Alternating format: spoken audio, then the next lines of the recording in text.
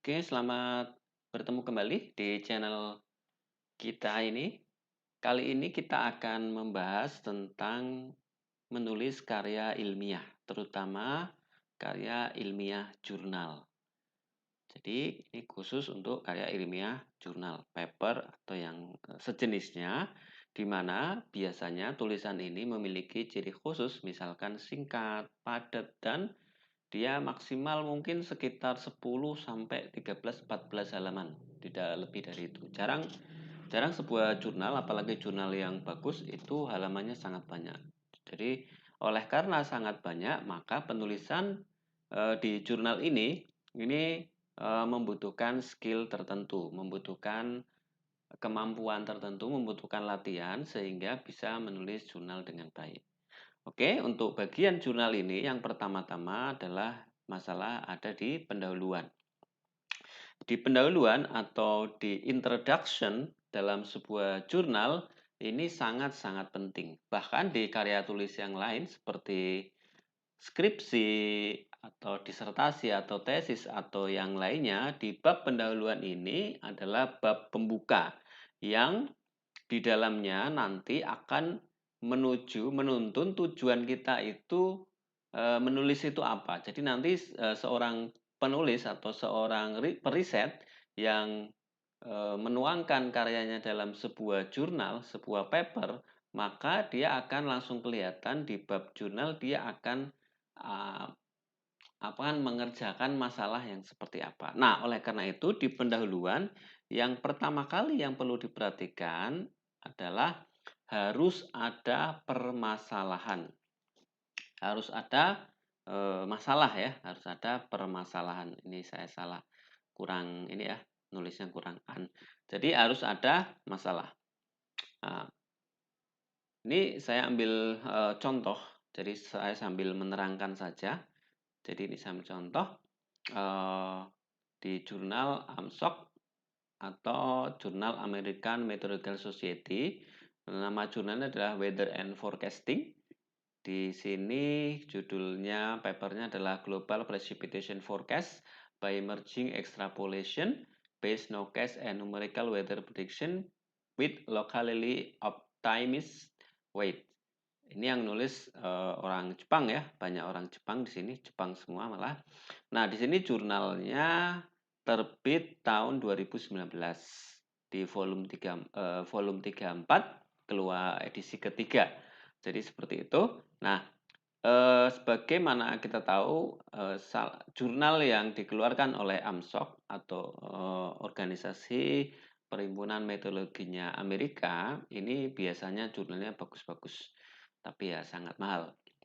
Tapi kita tidak akan membahas itu. Yang kita bahas adalah bagaimana ya di bab ini bagaimana permasalahan itu harus tampak dalam tulisan ini. Nah, permasalahan itu tampaknya di mana? Tampaknya adalah di pendahuluan atau introduction. Oke, kita langsung masuk saja bagaimana kita bisa melihat permasalahan dalam sebuah paper. Kita tentu yang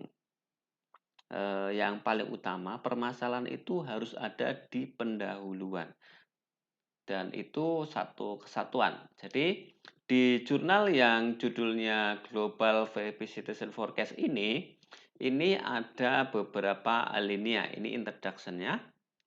Ini ada alinea pertama, sini kedua, ini tiga, ini empat, ini lima, ini enam, tujuh, dan delapan.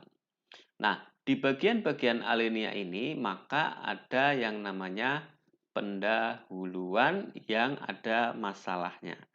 Nah, jadi salah satu komponen dalam pendahuluan dalam sebuah jurnal dan sebenarnya juga dalam karya ilmiah yang ada di perguruan tinggi, misalkan skripsi, tesis, dan disertasi, maka di sana pasti ditemukan masalah. Nah, ada tulisan yang tujuannya atau permasalahannya itu tujuannya eh, itu langsung ditulis seperti ini. Langsung ditulis seperti ini. Tapi kita tidak membahas tujuannya ini karena tujuan itu kan didapatkan dari sebuah permasalahan.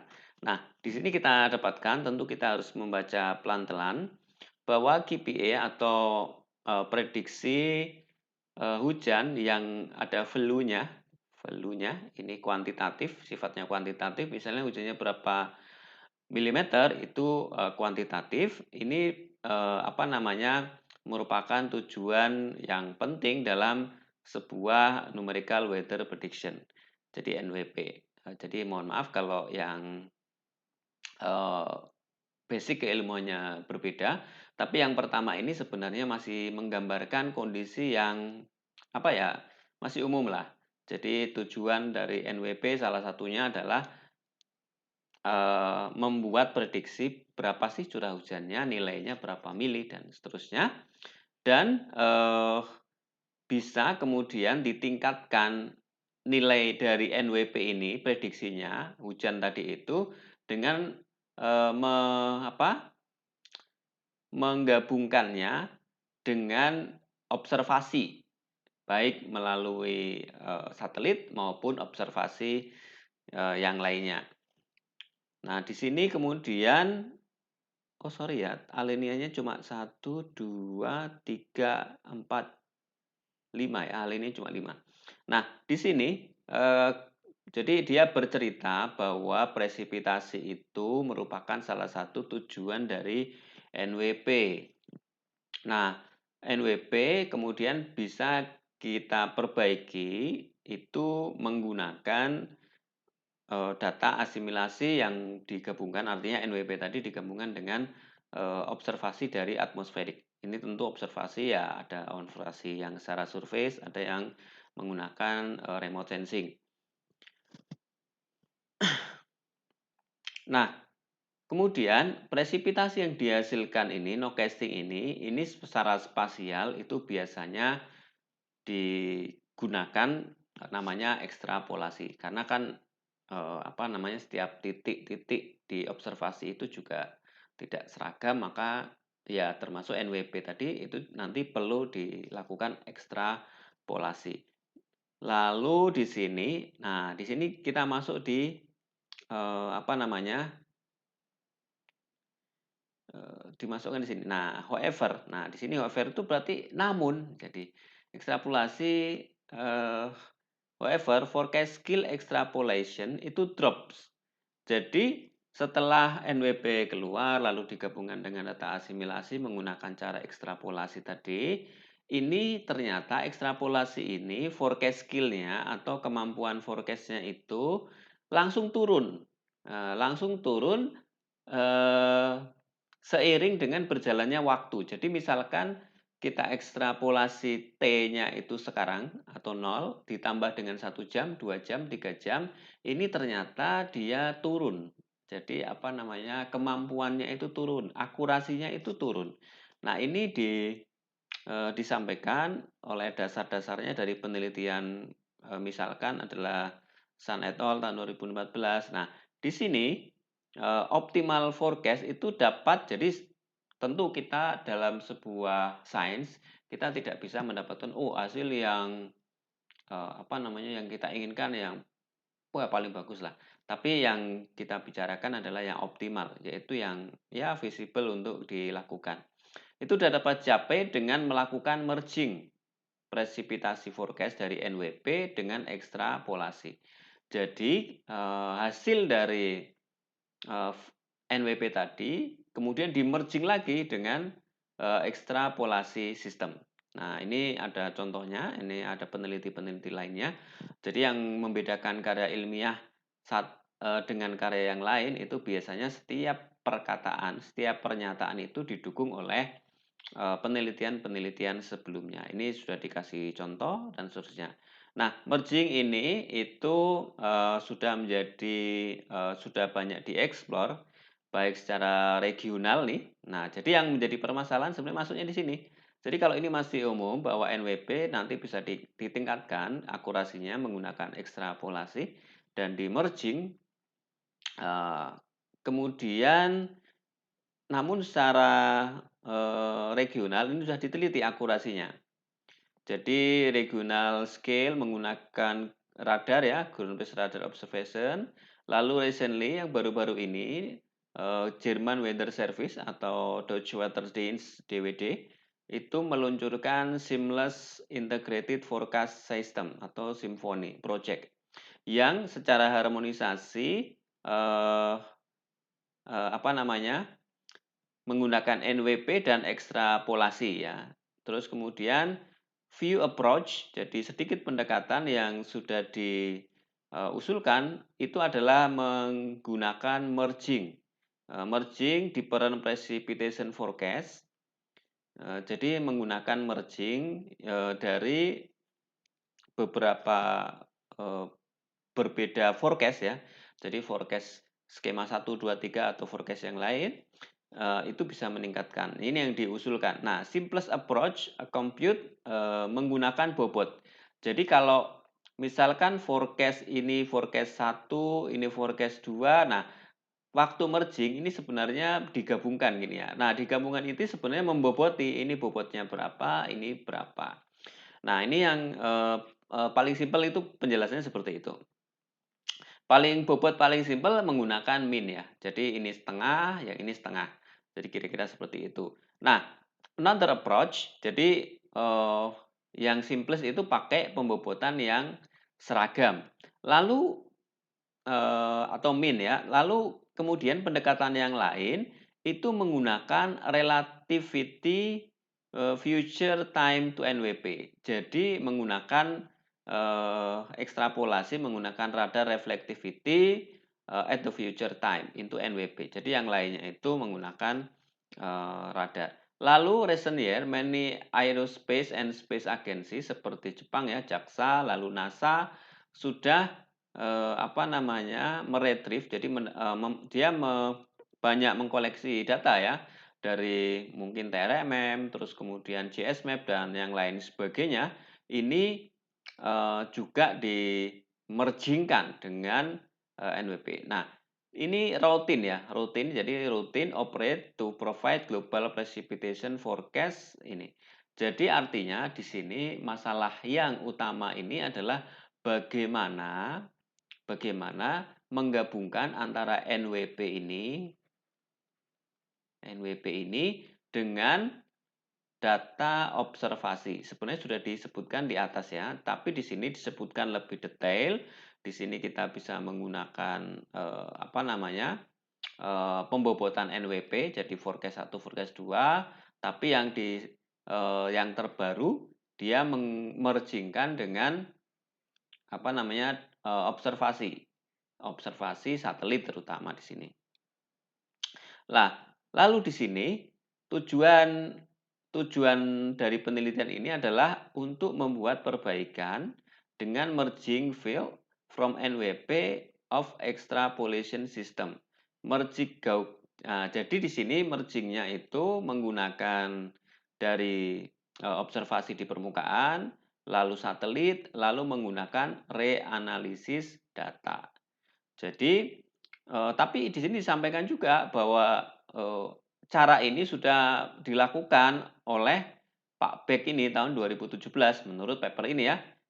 2017 Pak Beck ini sudah menuliskan tentang itu. Nah, namun demikian tidak ada. Jadi di sini pokoknya digabungkan saja global presipitasi dengan NWP dengan apa namanya RAINGIG dan seterusnya, tetapi di sini tidak ada apa namanya panduan merging secara global untuk forecast untuk mendapatkan apa namanya forecast terbaik to the best for outer knowledge. Jadi menurut pengetahuan dari penulis ini. Jadi Pak yang nulis ini mengatakan seperti itu. Nah, sebagai komponen, jadi NWP komponen, kita menggunakan Global Data Assimilation System, kemudian comprise to non-hydrostatic scale dan local scale. Nah, jadi di sini adalah masalahnya itu ditulis di sini. Mencari optimal weight adalah penting for merging. Ini pengetahuan yang sangat umum ya. Kemudian regional application usually use spatial uniform weight. Jadi biasanya memang dalam skala regional itu bobotnya sama. Namun demikian, optimal weight mungkin saja bervariasi terhadap ruang. Nah, sehingga disinilah our first scientific question. Jadi optimal weight itu bervariasi. Jadi di sini dia ada hipotesis ya. Jadi kalau misalkan data ini forecast, ini mau digabungkan dengan data, lalu digabungkan dengan macam-macam ya, namanya merging, itu dia variasinya itu, jadi bobotnya itu tidak sama untuk setiap wilayah. Nah, kita hipotesis dia seperti itu. Jadi permasalahannya adalah di sini permasalahan yang dari ada penelitian ini, permasalahannya adalah bahwa bobot waktu kita menggabungkan merging secara global tadi itu seharusnya tidak diboboti dengan bobot yang sama karena setiap wilayah itu pasti responnya berbeda-beda. Nah, sebenarnya hal itu sudah banyak diketahui orang ya. Misalkan kalau kita mengkomparasikan antara akurasi dari TRMM, eMERGE, kemudian Persian, chip dan yang lain sebagainya yang merupakan produk dari satelit untuk estimasi curah hujan, maka di sana setiap lokasi itu berbeda-beda akurasinya. Nah, otomatis pada saat kita ingin menggabungkan dengan NWP, pastinya merging-nya juga pembobotannya tidak boleh sama. Jadi kira-kira permasalahannya seperti itu. Nah, permasalahan di sini kata beliau ini yang paling penting di sini adalah ini ya, to the best of our knowledge. Nah, no study has conducted merging global precipitation for forecast. Jadi belum adanya tuntunan atau panduan bagaimana memerging global precipitation secara forecast. Belum ada panduan menggabungkan NWP dan data yang lain itu secara general saja, itu belum ada panduannya. Nah, oleh karena itu dan hipotesis dari penulis ini bahwa setiap lokasi itu pasti bobotnya tidak boleh sama, kira-kira begitu.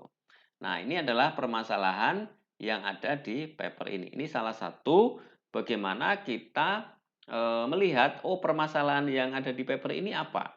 Nah, jadi nanti kalau kita membaca paper ini, kita tentu akan, berarti paper ini ingin memerging, kemudian dia membuat skema pembobotan yang setiap lokasi itu berbeda. Mungkin anggap saja seperti dynamic lah, atau mungkin bobotnya tetap tapi untuk lokasi yang berbeda. Jadi pembobotannya berbeda pada lokasi yang berbeda-beda itu bobotnya berbeda. Nah, jadi permasalahannya adalah itu. Jadi sebuah tulisan karya ilmiah pasti langsung kelihatan, masalahnya kayak ini, masalahnya kayak ini, dan seterusnya. Oke ya, ini salah satu tulisan yang bisa kita lihat permasalahannya di mana pada bab pendahuluan part pertama ini. Oke, selanjutnya kita akan mengambil contoh untuk part kedua.